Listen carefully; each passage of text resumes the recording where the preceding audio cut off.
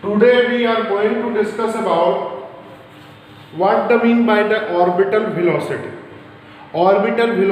of the satellite.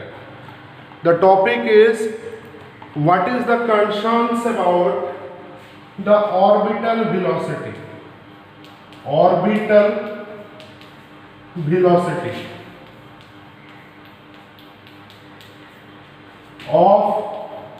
satellite.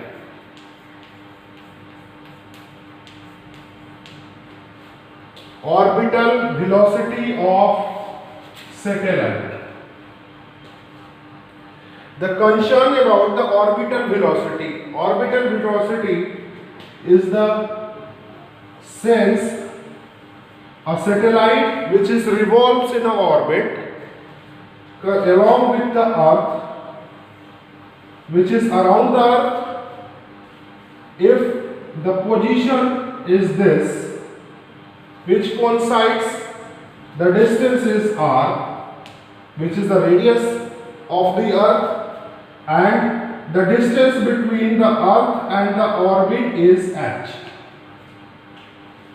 The distance between this orbit and this earth is h, and the radius is r. The total distance is r plus h from the center of the earth.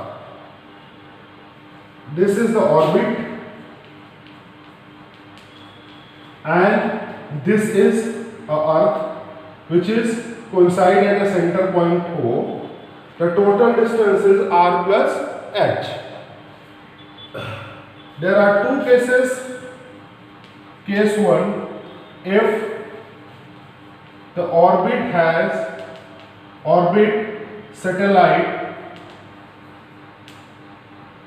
mass consists f,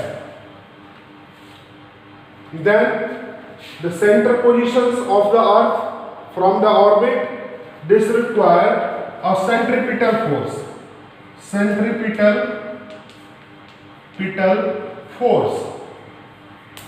The centripetal force F is equal to mv square by r.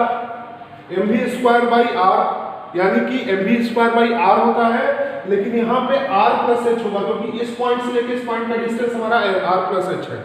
तो this should be mv square upon r plus h. This is considered equation number 1. Now the gravitation force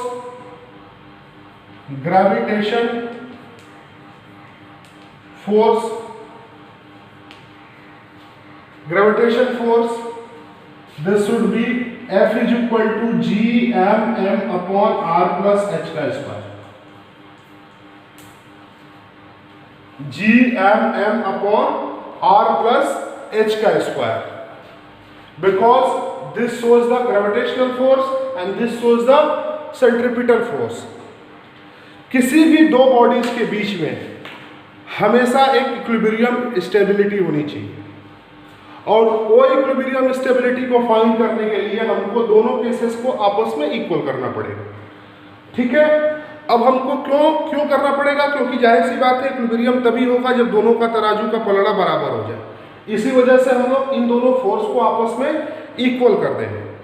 equal करेंगे तो क्या होगा बेटा, उसको ध्यान देख लेते हैं.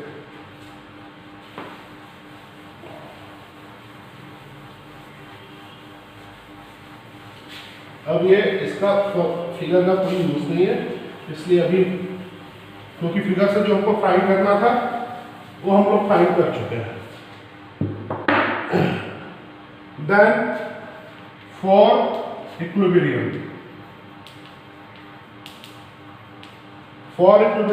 क्या होगा?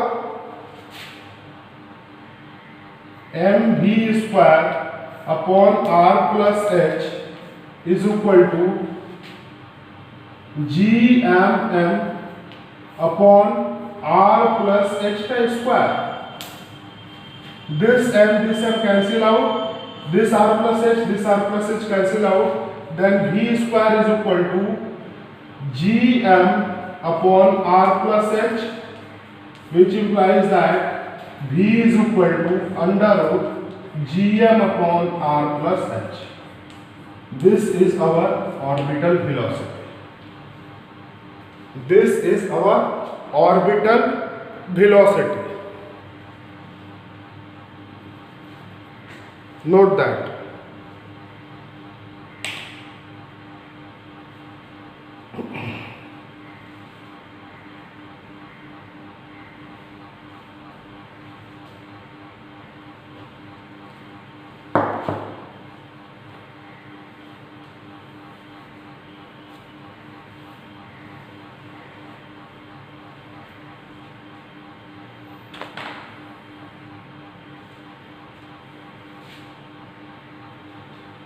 इन केस ऑफ ग्रेविटी, हम इसी चीज को ग्रेविटी के केस में निकालते हैं, देखते हैं क्या होता है।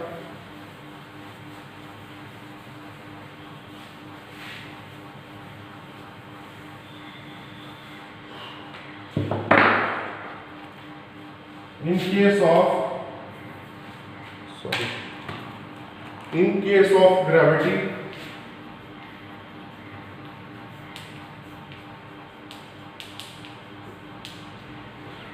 मैं इसलिए बता रहा हूं क्योंकि हर सैटेलाइट का अपना एक ऑर्बिट होता है। ऑर्बिट में ही सैटेलाइट रिवॉल्व करता है अराउंड द अर्थ। ठीक है, इसलिए हमको ये सब पढ़ना है। In case of gravity, in case of gravity की बात करेंगे तो क्या हो जाएगा? हमको पता है G इज इक्वल टू क्या होता है, GM अपॉन R। ठीक है, GM upon R, then GM is equal to क्या होता है, sorry GM upon R square, then GM is equal to क्या होगा, G इंटू R स्क्वायर। अब उस फॉर्मूले में हम लोग GM की जगह पे वैल्यू रख देते हैं, then velocity is equal to क्या हो जाएगा, GM के फॉर्मूले में GM की जगह पे ये रख देंगे GR square upon R plus H का स्क्वायर। यहां से देखिए R स्क्वायर अंडर रूट में है, ये बाहर आ जाएगा, तो ये हो जाएगा R ब्रैकेट में G upon R plus H। ये एक कंडीशन होगी।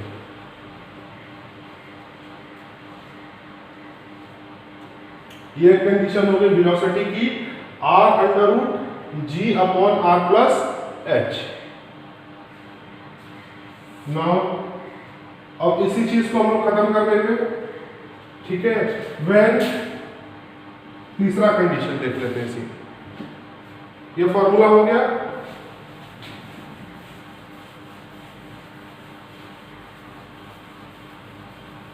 नाउ द थर्ड कंडीशन क्या होगी, when H is much larger than R।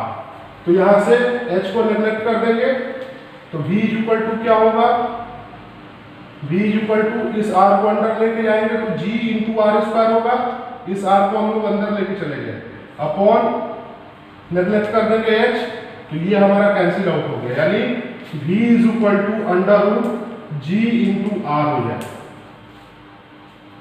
V is equal to under root G into R हो गया। अब क्या करेंगे बेटा,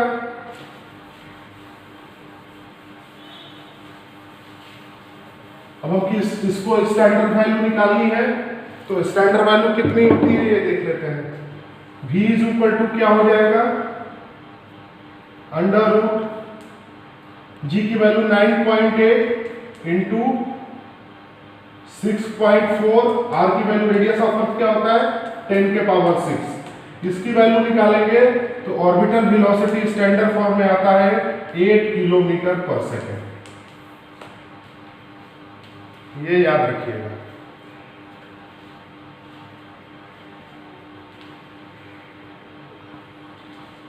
This should be 8 kilometer per second. This is our orbital velocity concept.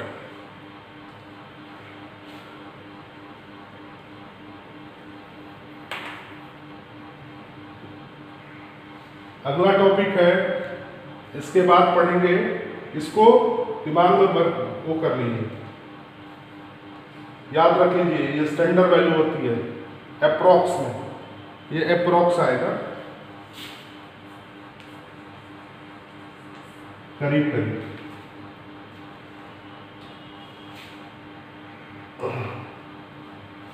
अगला topic है टाइम पीरियड।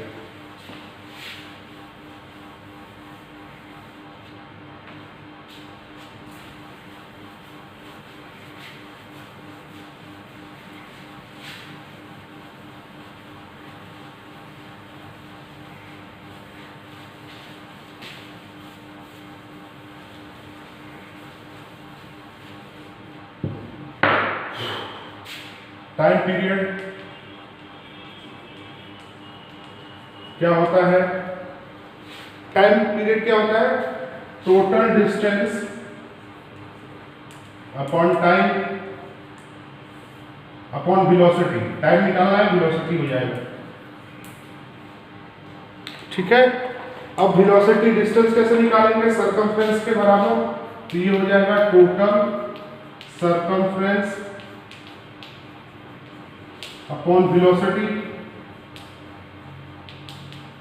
सरकमफ्रेंस क्या हो जाएगा? 2 पाई आर होता है, तो t is equal to 2 pi, distance कितना हो जाएगा या रेडियस r प्लस h, और वेलोसिटी की वैल्यू क्या है? Under root G M upon R plus H. ये टोटल हो जाएगा हमारा time period, time period of satellite.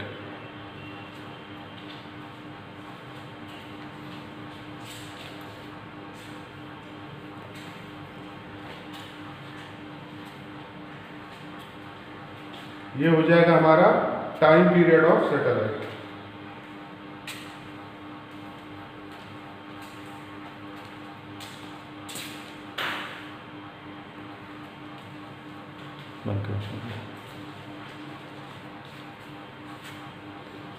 Clear?